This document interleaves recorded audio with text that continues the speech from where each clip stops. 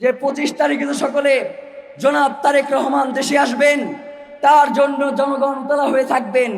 এই সময়ে এই সন্ত্রাসীদেরকে বাহিরে পাঠানোর একটা প্রক্রিয়া চলছে। আমরা বাংলাদেশের জনগণকে সাথে নিয়ে বলতে চাই, জনাব তারেক রহমান আসবেন, এর জন্য আমরা ইনকিলাব মঞ্চ 25 তারিখে কোনো প্রোগ্রাম রাখি নাই, এবং আমরা মনে করছি যে জনাব তারেক রহমান দেশে ফিরে আমাদের এই আন্দোলনের সাথে তিনিও একত্রতা পোষণ করবেন। এবং জনাব তারেক রহমান যথেষ্ট বুদ্ধিসম্পন্ন, প্রজ্ঞামান এবং দেশপ্রেমিক মানুষ বলেই আমরা মনে করছি। সুতরাং তিনি বাংলাদেশের স্বাধীনতার সার্বভৌমত্ব বিনষ্ট হয়, বাংলাদেশ ইনসাফ কায়েমের যেই লড়াই সেটা বাধাগ্রস্ত হয়, দেশপ্রেমিক তারেক রহমান এই ধরনের কোনো সিদ্ধান্ত নেবেন না।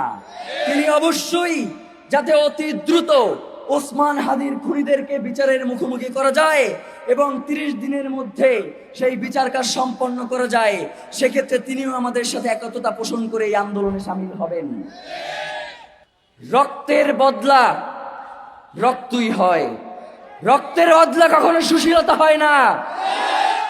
রক্তের বদলা আজকে শহীদ ওসমান হাদিকে যারা হত্যাযজ্ঞ করে তুলেছে, যারা শহীদ ওসমান হাদিকে কিভাবে হত্যা করা যায় সেই পরিকল্পনা দেশে বসে করেছে, তাদের সাথে আর কোনো সুশীলতা মানাবো না আমরা।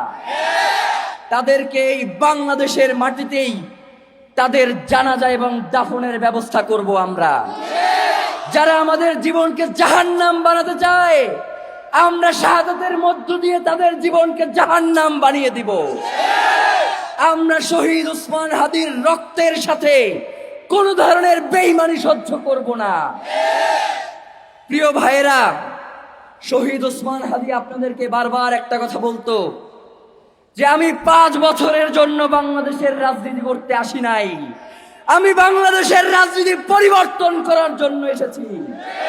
যারা বাংলাদেশের রাজনীতিকে ক্ষমতা এবং দখলদারিত্বের মাধ্যমে রাজনীতি করতে চায়, আমি তাদের জন্য বাংলাদেশের রাজনীতিকে কঠিন করে দেওয়ার জন্য এসেছি। আপনারা দেখেছেন শহীদ ওসমান হাদি জীবিত থাকা অবস্থায় ফজরের পরে বিভিন্ন মসজিদের সামনে গিয়ে আপনাদেরকে গিয়ে দাঁড়াইতো, বলতো যে আমারে ভোট দেয়া লাগবে না, আপনারা বাংলাদেশের এমন কাউকে ভোট দেন যে ইনসাফের কথা বলে, যে বাংলাদেশের স্বাধীনতা সার্বভৌমত্বের পক্ষে লড়াই করে, যে বাংলাদেশকে চায় দিল্লির দাসত্ব থেকে বেরিয়ে আসুক, তাকে আপনারা ভোট দেন। সুতরাং শহীদ ওসমান হাদির যে আদর্শ, যে শত্রুর সাথেও আমাদেরকে ইনসাফ করতে হবে, অনেকেই আমাদেরকে ভুল বুঝান যে শহীদ ওসমান হাদি এইটা পছন্দ করতেন না, শহীদ ওসমান হাদি এই কাজ করতেন না। আমরাও বলি শহীদ ওসমান হাদি যেই কাজ করতেন না, আমরাও সেই কাজ করব না। শহীদ ওসমান হাদি সহিংসতা পছন্দ করতেন না। তার মৃত্যুর পরে বাংলাদেশের ইতিহাসে সর্ববৃহৎ জানাজা হয়েছে। এই 12, 14, 15 লাখ লোককে যদি আমরা বলতাম যে শহীদ ওসমান হাদির রক্তের বদলা নিয়ে আপনাদেরকে এই ঢাকা শহর ছাড়তে হবে, তারা তার রক্তের বদলা নিয়ে এই ঢাকা শহর ছাড়তো। কিন্তু আমরা তাদেরকে বলেছি যে কোনো ধরনের সহিংসতার মধ্যে আমরা যাব না, আমরা বাংলাদেশকে স্থিতিশীল রাখতে যা যা করবার দরকার হয় আমরা তাই করব। কিন্তু আমরা দেখতে পাচ্ছি যে বাংলাদেশে সুশীলতার নামে বাংলাদেশে কিছু গোষ্ঠী যারা নির্ধারিত লোকদের নিয়ে বিভিন্ন জায়গায় স্যাবোটেজ করে শহীদ ওসমান হাদির যেই লড়াই, তার যেই সাংস্কৃতিক লড়াই, তার যে ইনসাফ কায়েমের লড়াই, সেটাকে লঘু করবার জন্য বিভিন্ন জায়গায় স্যাবোটেজ করা হয়েছে।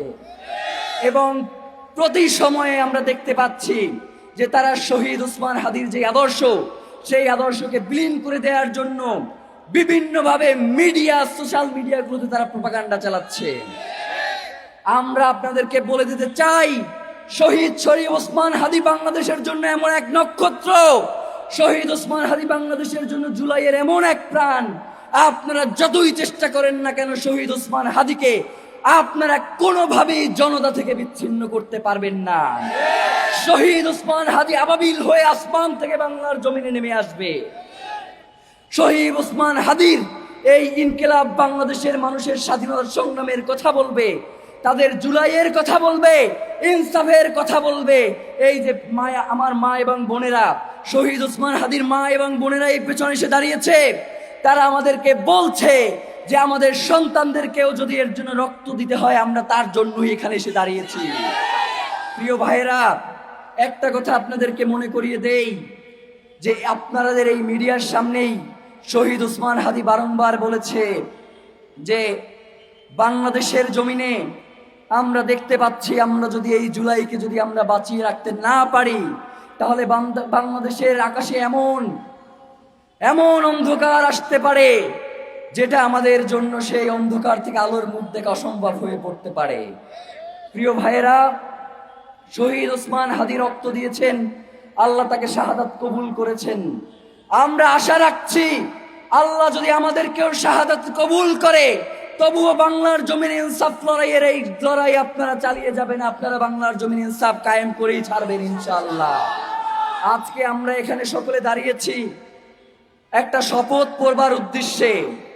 আমরা প্রতিনিয়তই শপথ পড়ি এবং ভুলে যাই। মাহমুদুর রহমান একটা কথা প্রায়ই বলেন যে বাংলাদেশের মানুষ, এই বাঙালি মুসলমান বারংবার রক্ত দেয় এবং এরপরে ভুলে যায়, তার আর মনে থাকে না। আমাদেরকে আর ভুলে গেলে চলবে না। শহীদ ওসমান হাদীরা যদি এই রক্ত দিয়ে বাংলার জমিনে ইনসাফ কায়েম করতে না পারে, তারা যদি দিল্লির তাবেদারির কাছে মাথা নত করে, তাহলে বাংলাদেশের স্বাধীনতা সার্বভৌমত্বকে টিকিয়ে রাখা যাবে না। আপনাদের সবাইকে সেই গোলামীর জিঞ্জির পরে বসে থাকতে হবে। আমরা চাই শুধুমাত্র ইনকিলাব মঞ্চ নয়, শহীদ ওসমান হাদীর মাথায় গুলিবিদ্ধ করে শুধু শহীদ ওসমান হাদীকেই হত্যা করা হয় নাই, তারা বাংলাদেশের মাথায় গুলি চালিয়েছে, তারা বাংলাদেশের মস্তিষ্ককে নাই করে দিতে চেয়েছে। বাংলাদেশ জুলাই পরবর্তী যেই মাথা উঁচু করে দাঁড়িয়েছে, তারা সেটাকে নস্যাৎ করে দিতে চায়। তারা কোনোভাবেই চায় না যে বাংলাদেশের সার্বভৌমত্ব বিশ্বের বুকে মাথা উঁচু করে দাঁড়াক, যার জন্য তারা আপ্রাণ চেষ্টা করে যাচ্ছে। আমরা এও জানছি যে তারা আমাদের ভাইদেরকে হত্যার জন্য এখনো বিভিন্নভাবে প্রচেষ্টা করে যাচ্ছে।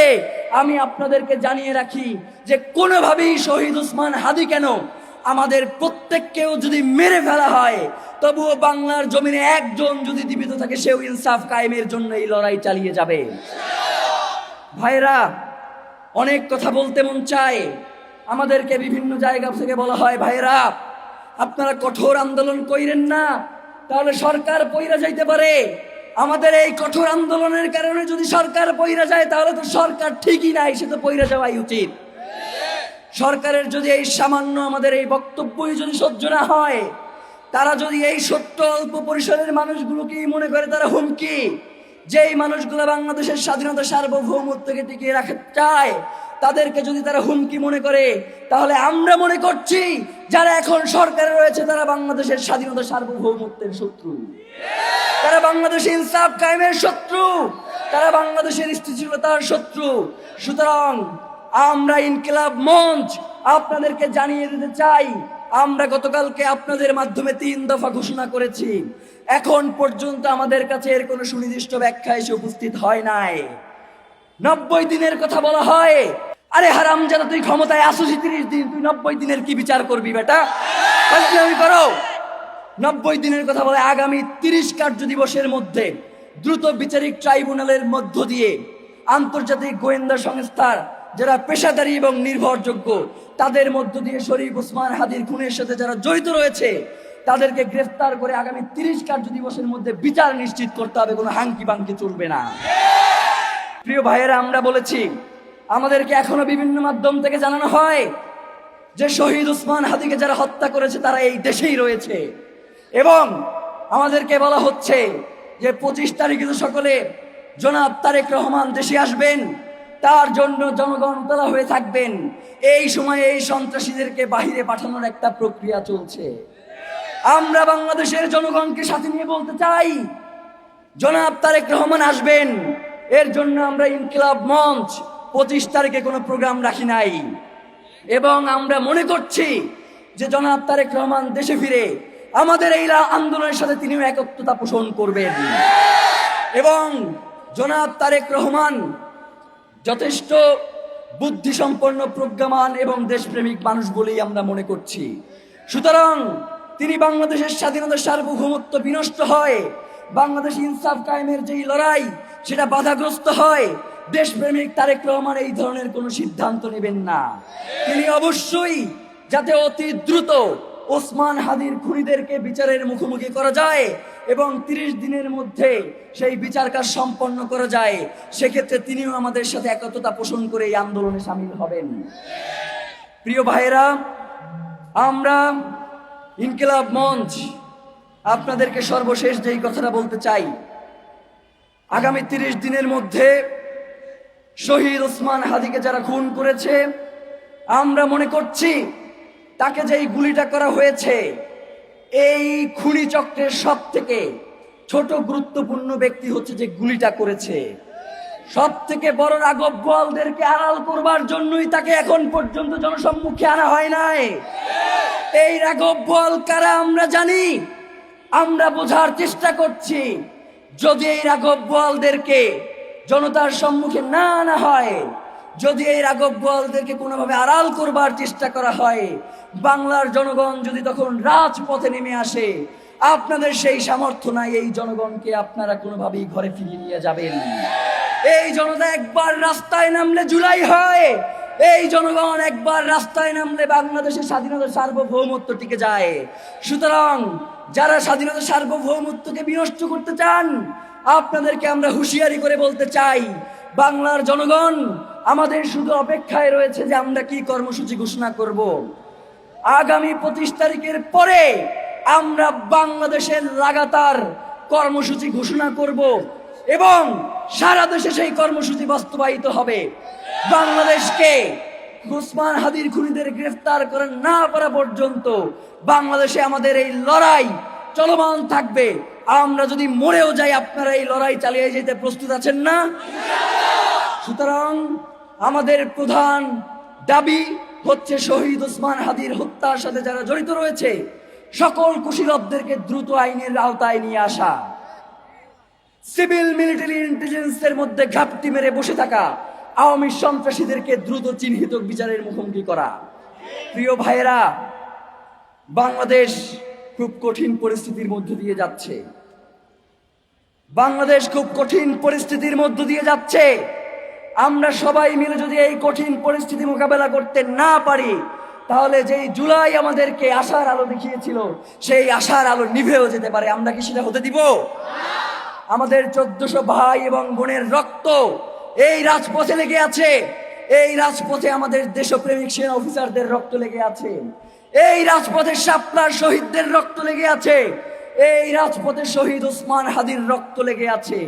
এই রক্তের সাথে বাংলার জনগণ বেইনসাফি করতে পারে না, আমরা বিশ্বাস করি না। সুতরাং আমরা এখন আজকের প্রোগ্রামে যেই শপথ আপনাদের সবাইকে নিয়ে পাঠ করতে চাই,